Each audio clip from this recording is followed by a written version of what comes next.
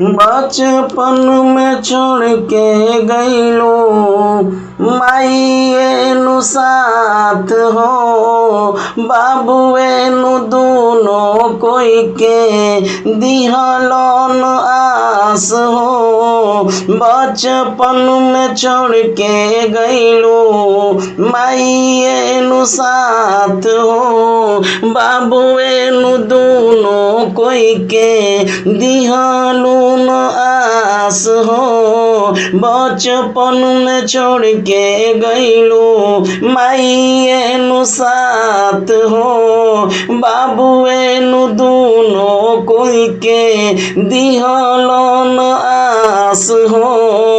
भैया तोर कोरोना में रोवल का रतिया ओ भूलात नइखे रे भाई, आजो अपने भैयावा चिन्हात नइखे रे भाई, आजो अपने भैयावा चिन्हात नइखे रे भाई, आजो अपने भैयावा चिन्हात नइखे।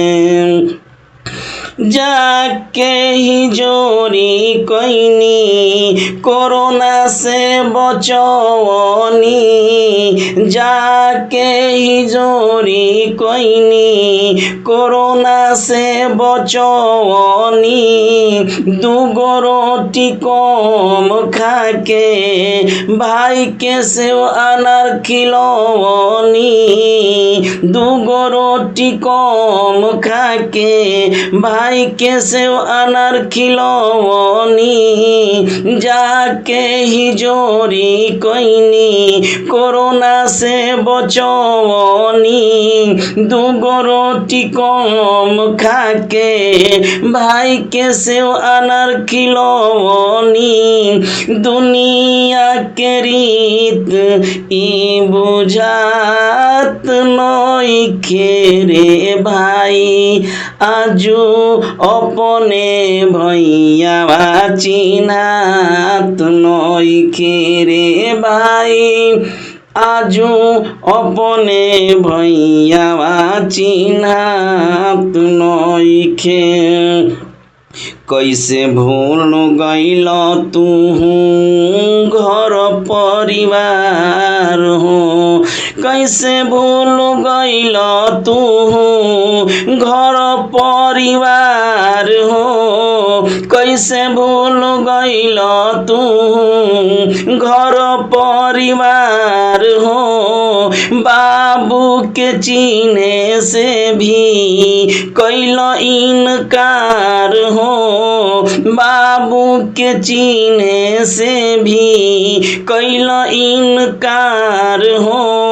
तोहरे चलते बाबू कोरोना वायरस में कुछो खात नइखन रे भाई, आजो अपने भैयावा चिन्हात नइखे रे भाई, आजो अपने भैयावा चिन्हात नइखे।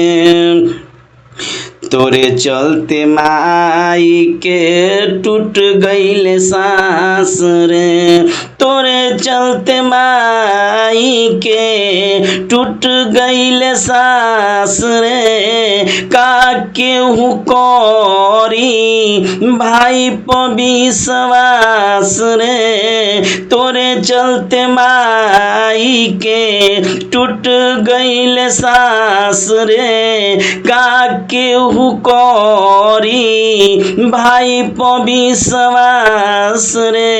एमएस आलम पे ई मोहात नई खेरे भाई आजू अपने भैयावा चिन्हात नई खेरे भाई आजू अपने भैयावा चिन्हात नई के बचपन में छोड़ के गईलू माई एनु साथ हो बाबू एनु दोनों कोई के दिहलन आस हो भैया तोर कोरोना में रोवल कारतिया भुलात नई खेरे भाई आजू अपने भैया चिन्हात नई खेरे भाई।